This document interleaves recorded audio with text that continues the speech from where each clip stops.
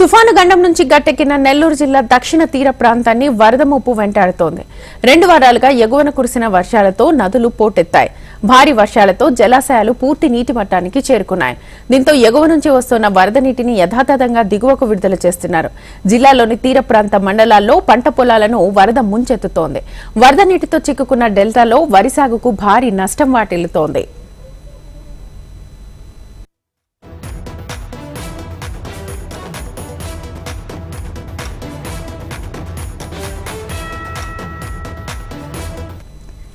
తుఫాను ప్రభావంతో ఉమ్మడి నెల్లూరు జిల్లాలో 10 రోజులుగా కురుస్తున్న భారీ వర్షాలతో పెన్నా నది, దాని ఉపనదులు స్వర్ణముఖి, కండలేరు, కైవల్య, కాలంగి నదులకు వరద నీరు పోటెత్తింది. ఇప్పటికే సోమశిల జలాశయం 70 టీఎంసీలతో, కండలేరు 55 టీఎంసీలతో నిండు కుండలను తలపిస్తున్నాయి.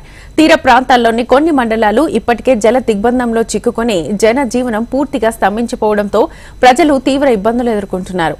వరద తీవ్రతను గమనించిన అధికారులు సోమశిల జలాశయం నుంచి నీటి నియంత్రణ ప్రారంభించారు.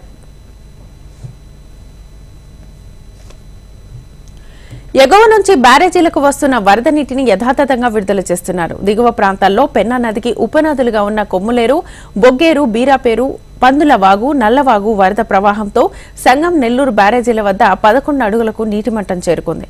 ఎగువ నుంచి నీరు వస్తుండటంతో సంగం, నెల్లూరు, వాకాడు బ్యారేజీల నుంచి పెన్నా నీటిని విడుదల చేశారు అధికారులు. నదిలోకి ఎవ్వరూ వెళ్లొద్దంటూ ఆదేశాలు జారీ చేశారు.